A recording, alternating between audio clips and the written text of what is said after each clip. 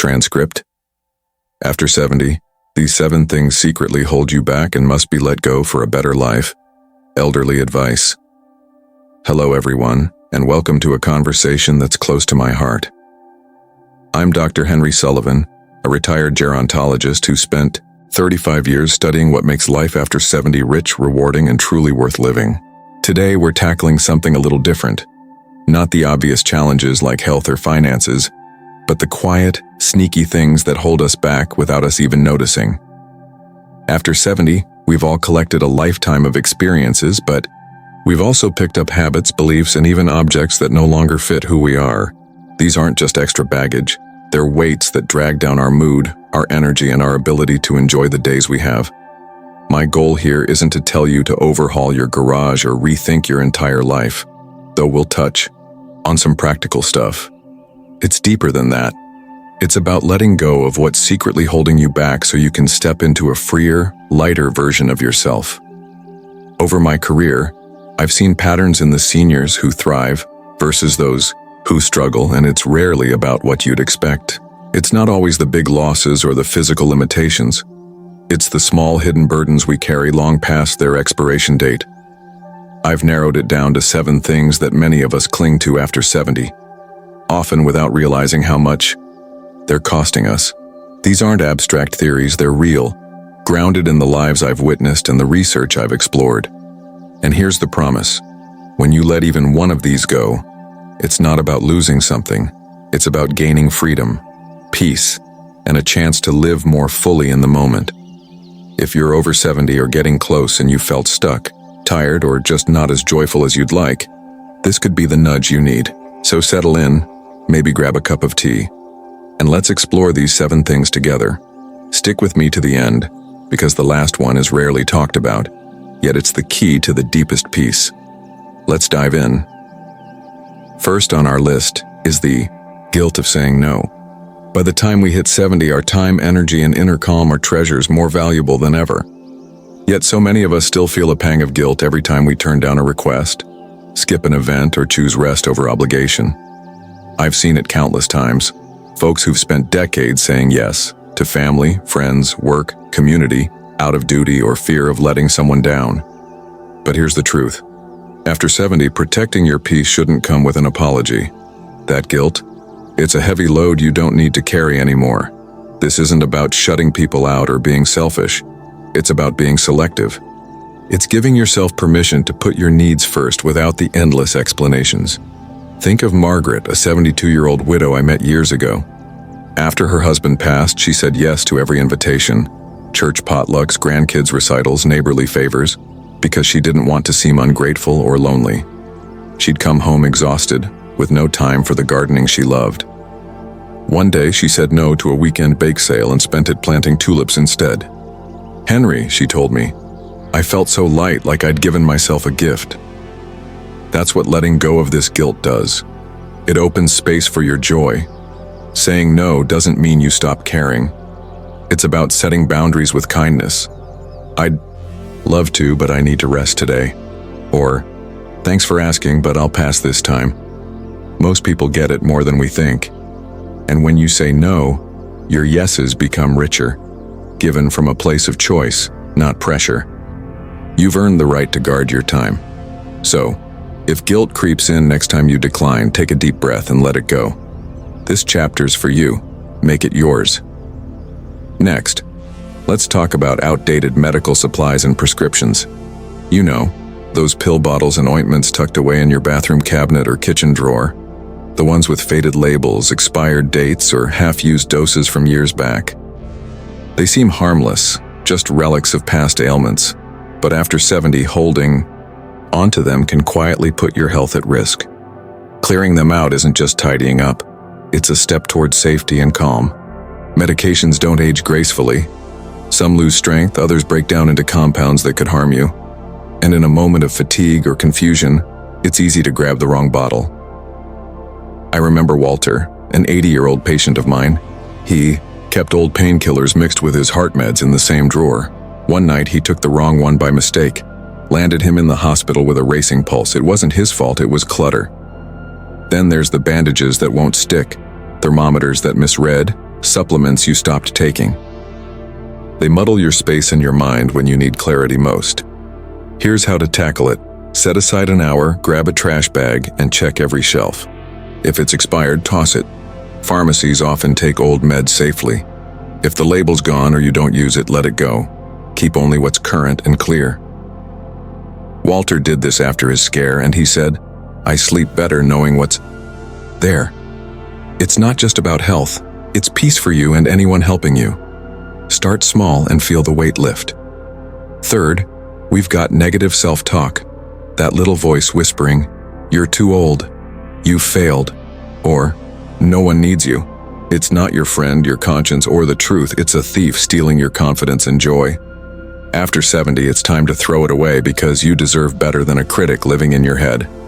This voice builds over years, maybe from a harsh parent, a tough setback, or society's obsession with youth. But it's a liar. You're not past your prime. You're in a new season of strength and wisdom.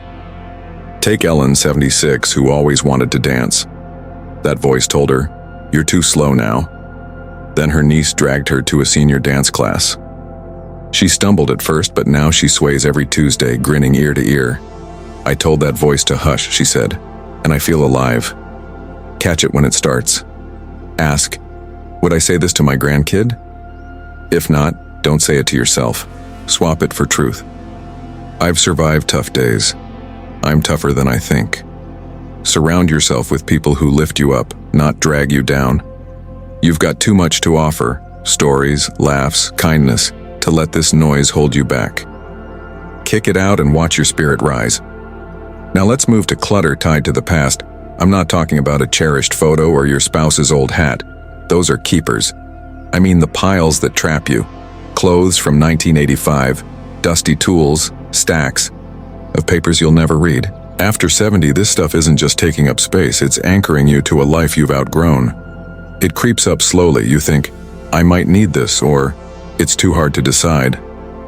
But every cluttered corner pulls you back, making your home a museum instead of a sanctuary.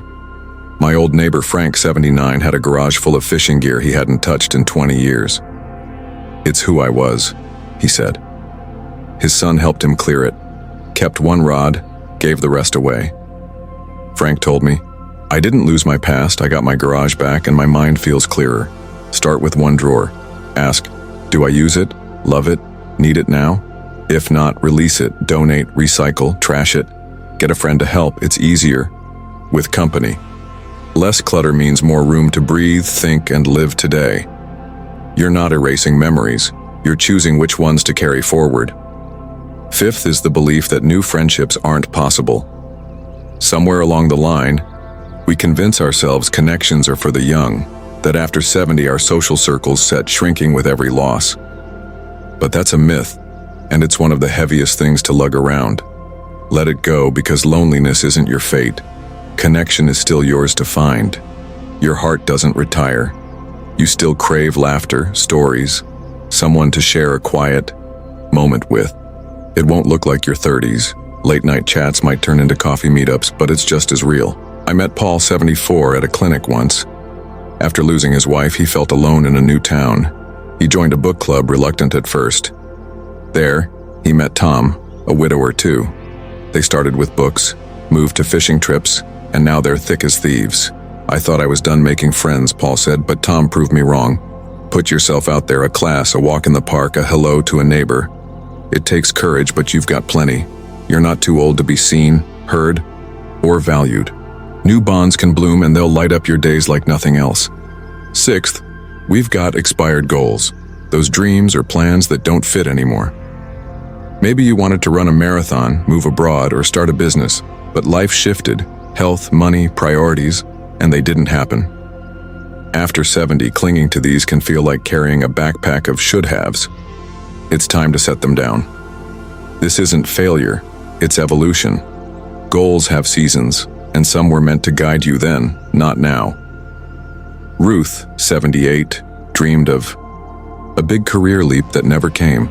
Kids and bills got in the way. She beat herself up until she realized her real goal now was teaching her grandkids to cook her recipes.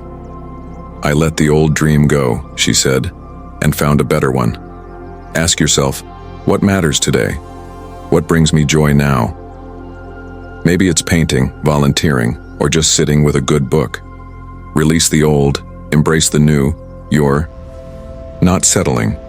You're redirecting. Finally, the seventh and heaviest is the fear of death. It's the one we rarely name, hiding it behind shrugs or silence. After 70, it can loom larger, tinting every choice with worry.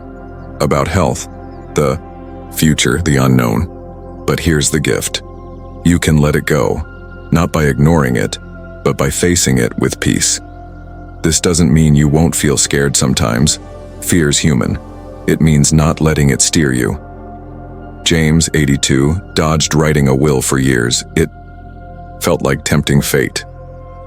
After a fall, his son pushed him to do it. They talked it through, planned it out, and James said, "I thought I'd feel doomed, but I felt free, like I could live again." Facing death, talking about it, preparing for it strips its power. It's not despair, it's clarity. Write down your wishes, share them with family. Reflect on what you value. Love, faith, legacy, and live it now. Death isn't life's enemy. It's its frame, making every day sharper, sweeter. Let the fear fade, and you'll find room for presence, laughing, loving, being here. That's the deepest peace I've seen anyone find. So there you have it. 7 things holding you back after 70. Guilt of saying no, outdated supplies, negative self-talk, past clutter, the myth of no new friends, expired goals, and fear of death. Each one's a chance to lighten your load. You don't have to drop them all at once, and start with one. Maybe say no this week or clear a shelf. Notice how it feels. You've lived through so much, decades of grit and grace, and you've earned this freedom not by being flawless, but by being you. I'd love to hear from you. Comment below with one thing you'll let go, or just say hi and tell me your city. If this resonated, give it a like, subscribe, and share it with someone who needs it. You're not stuck, you're still growing, still here, still amazing. Let's make these years the lightest yet. Thanks for joining me. I'll see you next time.